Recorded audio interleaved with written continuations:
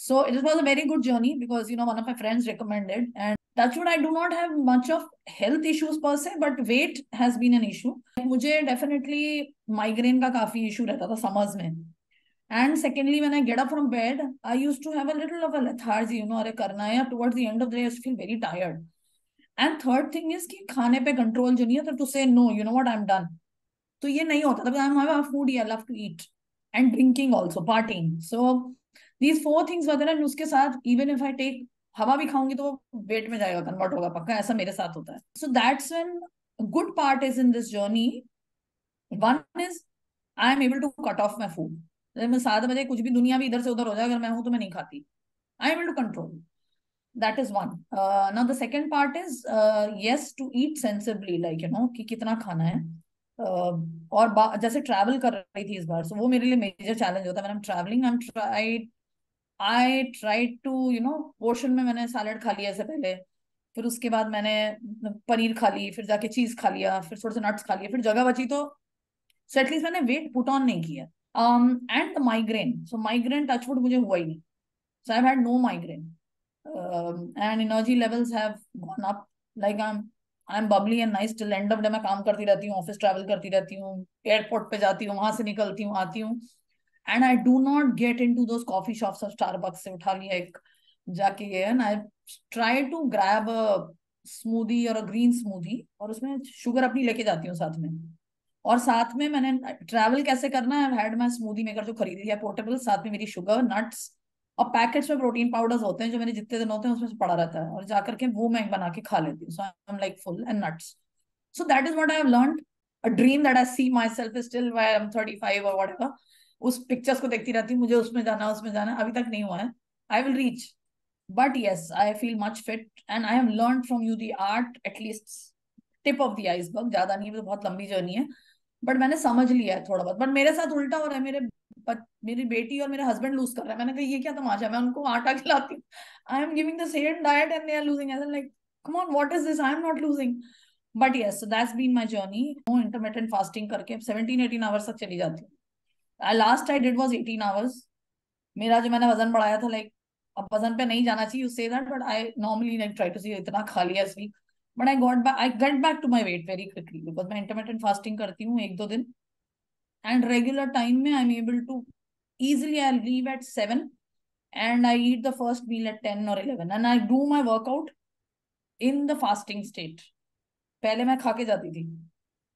So that's my story. So it's been a great journey, and I think I discovered the gut issue that I had, and I can't tell you, since last few days I'm feeling so good and wonderful. And I think in and all the thanks to you. I think without your support, I would have never discovered. So I'm actually feeling much better, energy levels also, and I feel inflammation has also settled a bit. So that's the reason the weight has gone down, and hopefully, and more important to that, I've got the hang of it, and there's mindfulness about what to eat. So I've traveled about 2 times in this journey, and as I think Rolly also mentioned, we've become really conscious of what to pick up, and even if you do eating, manage it, and binge eating is quite less for me, I've understood, and just to binge on the right things that you need to. And so basically it's it took a lot of time for me to change to ghee from the oils, but yes, I'm enjoying it, and everybody's enjoying it in my family. So this sudden change, and so definitely it's a very healthy lifestyle, and if you're busy, just make a protein shake. You don't have to starve, you don't have to wait for other things. And some keto recipes also I have experimented and been quite successful. So it's been great. And apart from other diets, in this diet, I've particularly felt the benefits. Like I've tried dieting also earlier. So people will just like doing hit and trial. Take this, take this, take this. And I used to have a lot of acidity bouts. And the headache used to continue for so many days. But here in this diet, I've never felt the headache and the vomiting issue. And so you actually have discovered what suits your body, and you kind of do experiment. So that's the biggest achievement for me. And all thanks to you. And I keep on troubling you with messages every now and then. But you've been very, very patient. I really appreciate it. And heartfelt thanks to you. मेरा तो आपको पता ही है sir, बहुत बढ़िया result रहा है। 2020 में जो कोविड हुआ था, उसके बाद से मेरा वजन मतलब बहुत तेजी से बढ़ा। मैंने रिस्ट्रिक्ट भी नहीं किया अपने आप को। मैं डाइट लेता था, जो भी खा रहा था उसको भी मैंने रिस्ट्रिक्ट नहीं किया क्योंकि, और एक्सरसाइज भी नहीं की। तो एक साल में सर मेरा 10 किलो वजन मैंने बढ़ा लिया। और उसके बाद उसको कम करने में मैंने हर तरह की डाइट सब सब कर लिया मैंने। मतलब कीटो मैंने बहुत पहले किया था, तो वो कीटो मेरी हिम्मत नहीं होती थी कभी करने की, क्योंकि 1 महीना करने में ही कुछ भी नॉनवेज की तरफ देखने की इच्छा ही नहीं होती थी उसके बाद से। तो कीटो हिम्मत नहीं होती थी।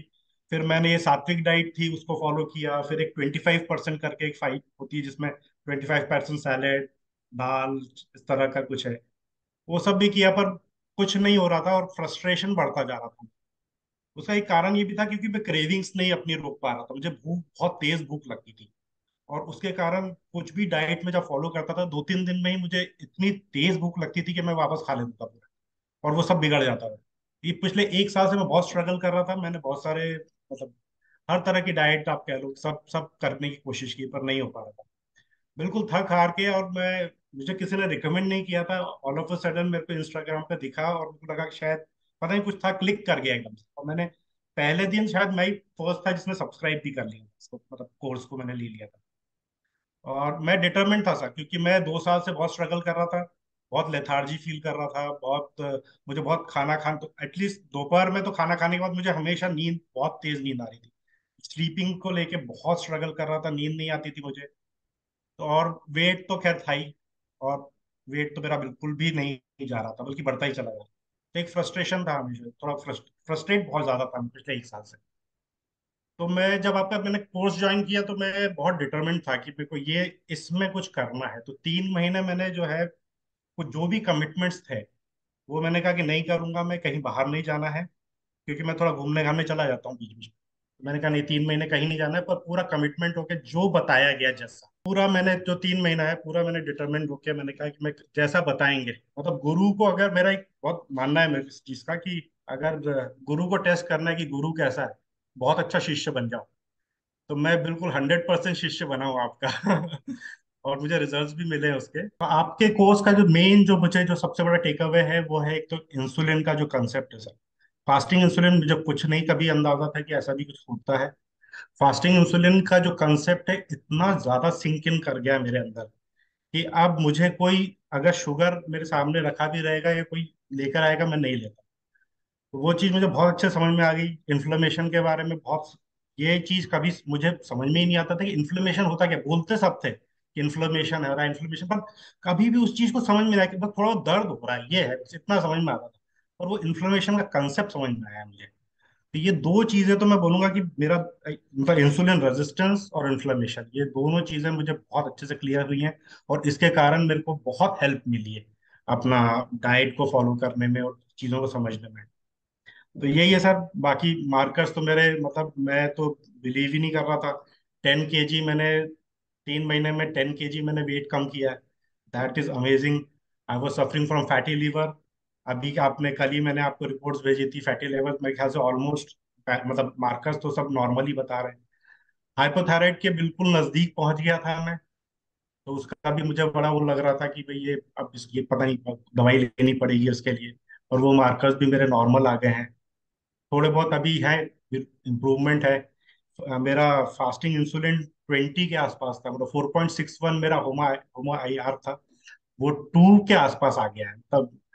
ये तो मैं, ये है कि हाँ, मैं ये बोलूंगा कि मैंने बहुत कमिट होके और मैंने 100% दिया। जो सप्लीमेंट्स आपने बताया सारे मैंने लिए हैं जैसा बताया गया। फास्टिंग भी कर पा रहा हूँ आराम से। इंटरमिटेंट फास्टिंग रोज अब तो ऑटोमेटिकली हो जाता है, मतलब कोई एफर्ट्स लगाने की जरूरत नहीं हो। क्रेविंग्स जिसके कारण मैं सबसे ज्यादा स्ट्रगल करता हूँ, मुझे हमेशा से कोई भी डाइट मैंने फॉलो की है, मुझे रात को 10-11 बजे इतनी तेज भूख लगती थी। उस समय मुझे जो दिखता था किचन में मैं खा लेता था। तो वो चीज से मैं बहुत फ्रस्ट्रेट होता था, हमेशा ऐसे ही होता था शुरू से। तो वो मेरे को क्रेविंग्स नहीं होती है। रिजल्ट बहुत अच्छे मिले हैं, तो सब अप्रिशिएट भी कर रहे हैं। तो दैट्स इट, मतलब amazing. Frankly, I have not been, though I understood everything scientifically also, besides Ayurveda being fan, but I have not been able to do it 100%. जितना भी मैं follow कर पाई हूँ, it has been very nice. मेरा weight loss तो कम है, but inches में थोड़ा loss मुझे ज्यादा feel हुआ है. Because now people are, और मेरी physical activity भी उतनी नहीं हुई जितनी मेरे को करना चाहिए थी.